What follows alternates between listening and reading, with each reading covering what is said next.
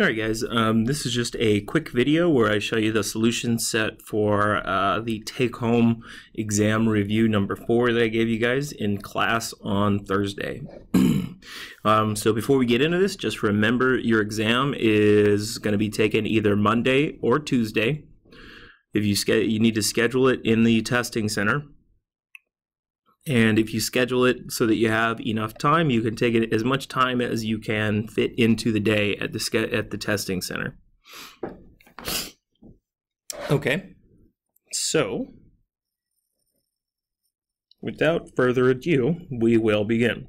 Okay, so of course, when I have a set of equations and they ask me to solve this by graphing, I need to graph each equation and then see if they intersect in some point. So this first equation, this says y equals 3. If you guys remember, when I have y equals some number, it's just a horizontal line at that number.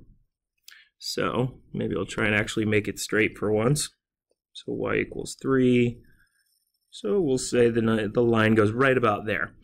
The reason why that line goes there is because y equals 3 at every single point on this line, right? And so this equation is always true anywhere on this line because the y point is always equal to 3. That's why we draw the horizontal line there. So let's go ahead and graph our other option here, y equals x plus 1. So y equals x plus 1, this 1 back here indicates that our y-intercept is equal to the point 0, 1. So we go ahead and plot that point, 0, 1.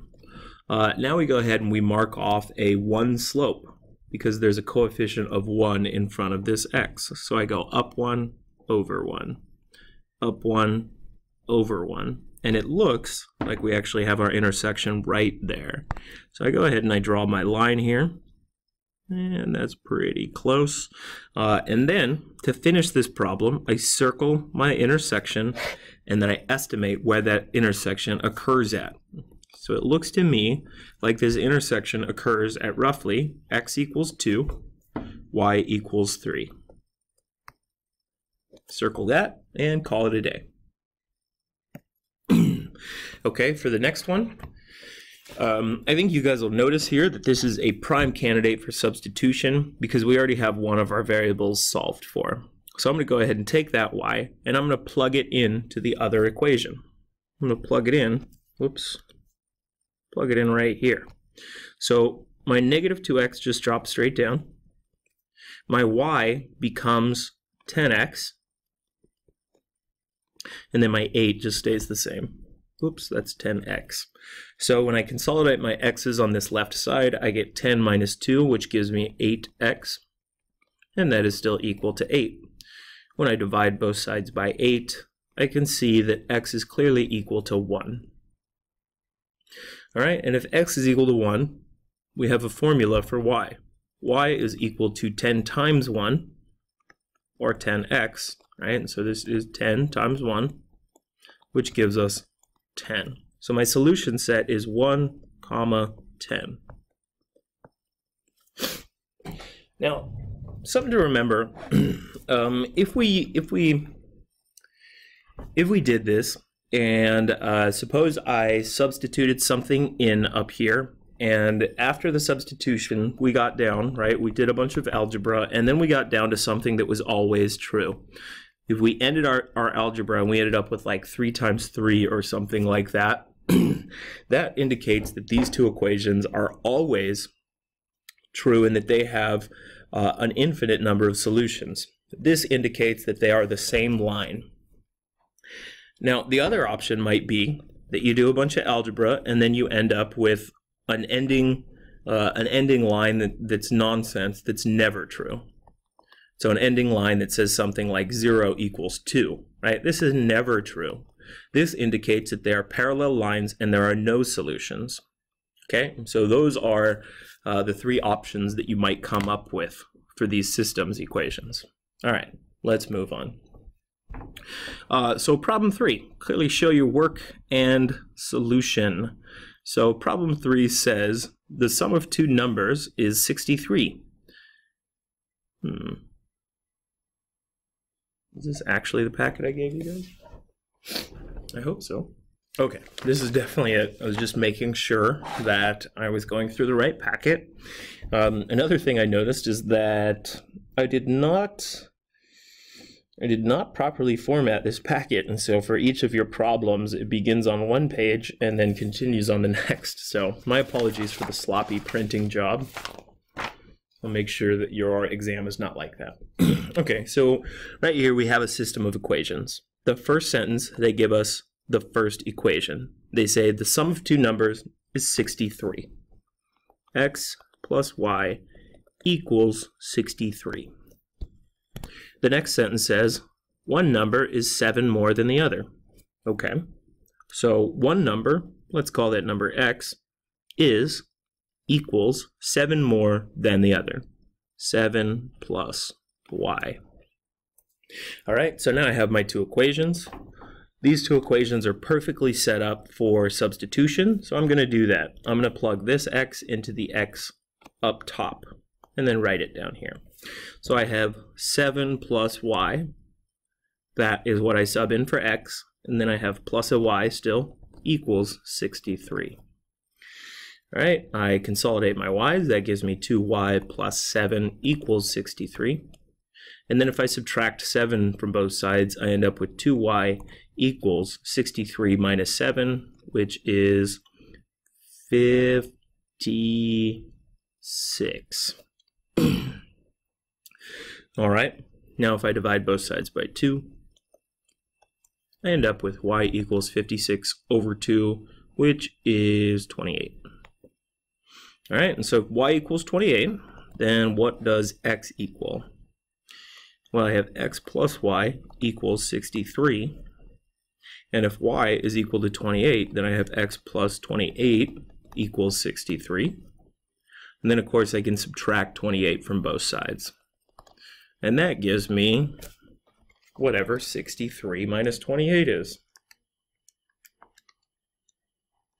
I promise I'm not punching this into a calculator right now. Even if you can hear calculator sounds, you're incorrect. All right, so I have x equals 35, y equals 28. If these two numbers are changing in position, that's totally fine, just because I didn't really, the variable that you use doesn't matter as much with this particular problem. So these are your two answers. All right, moving on. Now we have a classic mixture problem, and this one is actually applicable to situations in Southeast Alaska. So this says that carbureted two-stroke outboards, since 1964 require a mix of oil and fuel. That mix is a 50-to-1 ratio. In other words, 2%. They want 2% fuel to oil mixture on a certain outboard engine, right? And they say fuel to oil. So it's 50 parts fuel and 1 part oil, so we only want 2% oil. Now we have this dude named Kenny. Kenny has 2 jugs of fuel oil.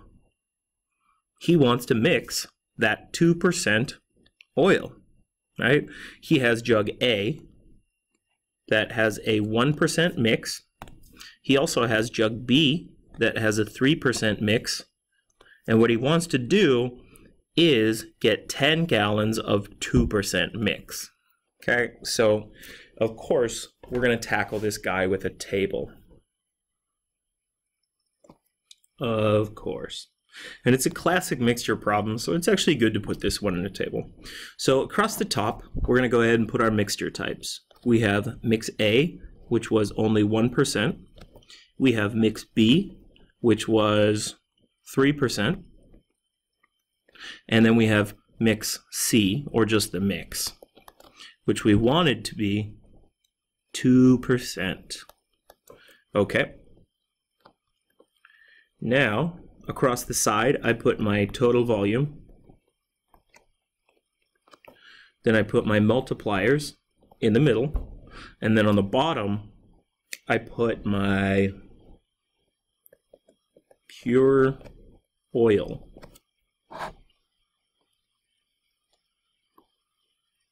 Okay, So I am going to define my variables real quick because I forgot to do that. So I'm going to say let volume of A mix equal X. And then I'm going to say let the volume of B mix equal Y. So now I fill out my table. So A mix is equal to X, just like I've defined. B mix is equal to Y. And the final mix, they said they want 10 gallons. Since we're in the total volume row, we're going to put 10 gallons in there. Now for our multipliers, we just change our percentages into decimals. 1% becomes 0.01. Don't forget the 0 in there.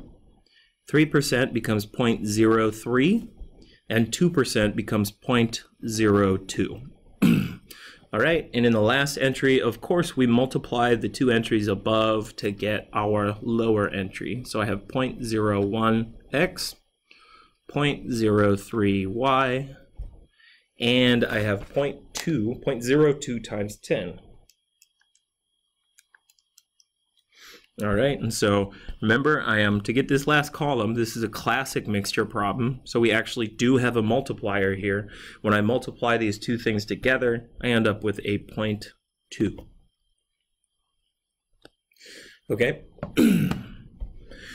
so now I'm going to slowly work my way through here, and I'm going to sum the upper row. That's going to give me my first equation, x plus y equals 10. And then I have my lower equation. That one's going to give me 0.01x plus 0.03y equals 0.2. All right, so now that I have my two equations,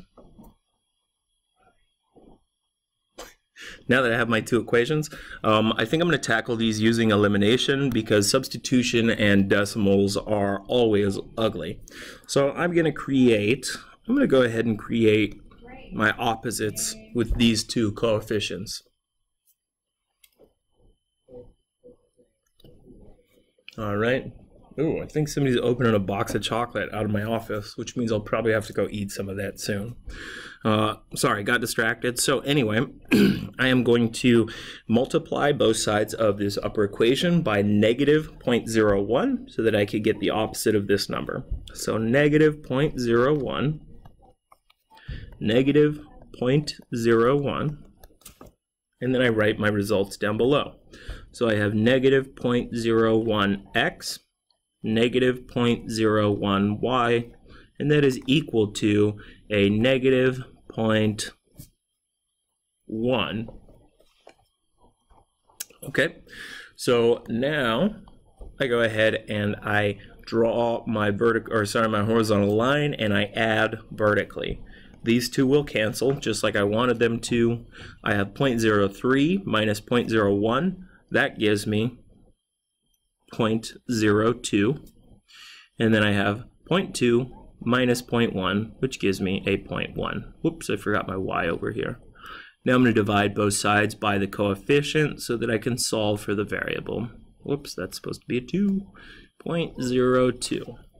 So I have 0.1 divided by 0.02, and that gives me 5. So y is equal to 5. Now, I think it's pretty clear if x plus y equals 10 and y is equal to 5, that means that x is also equal to 5. So just a little reminder here. You'll notice that both of these amounts came out the same. This is pretty much always going to happen when we are mixing two percentages, 1 and 3, and we are trying to mix it to give us the amount of percentage that is directly in the middle of those two. 2. If that's the case, we pretty much always get equal parts.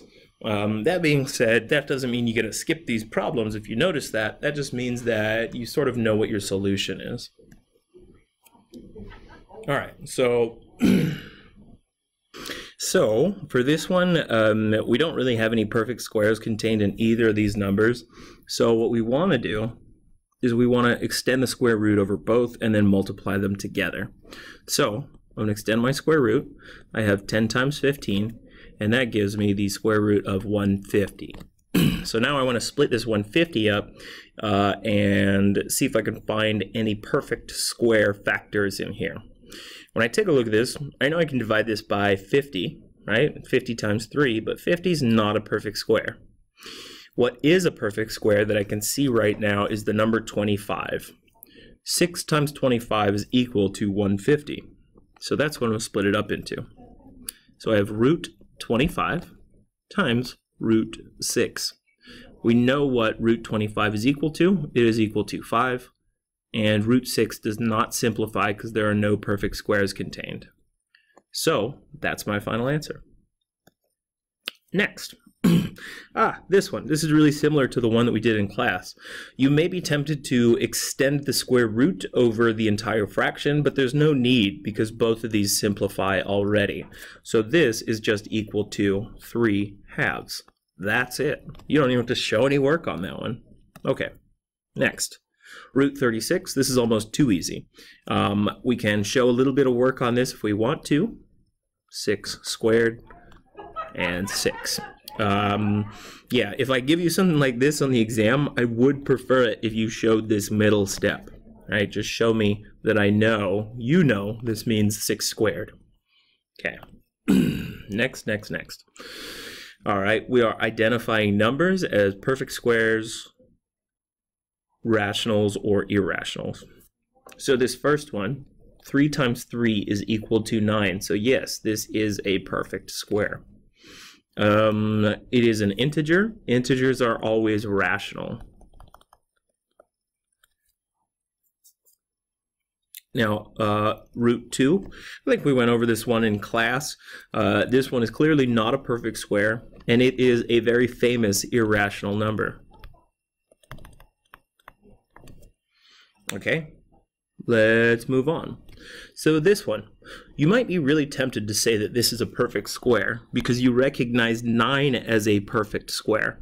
But what you have to remember is that this does not equal 9. This actually equals 3. Since 3 is not a perfect square, neither is the square root of 9. Not perfect square. Okay, and 3 is of course an integer, which means it's rational.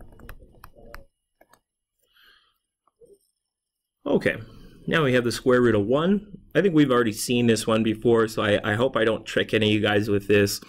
Just remember the square root of 1 is just equal to 1. 1 times 1 is 1, so this is a perfect square. 1 is an integer, so this is also rational. And of course, since this is just 1, it's the same answers. Perfect square, rational. Okay, moving on. So for this one, I'm asked to simplify. I know that I need to rationalize the denominator if I choose to simplify this. So choose to simplify. Well, I've been asked to simplify this, so I'm going to rationalize the denominator. I do that by multiplying top and bottom by whatever the radical part of the denominator is. In this case, it's root 3. So root 3 times root 3 is just 3.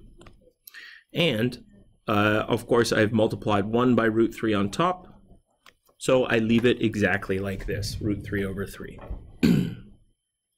Moving on. So for this one here, we're assuming that x is greater than or equal to 0, of course, and then all we need to do is rewrite this in terms of squares, and then we can pop it out.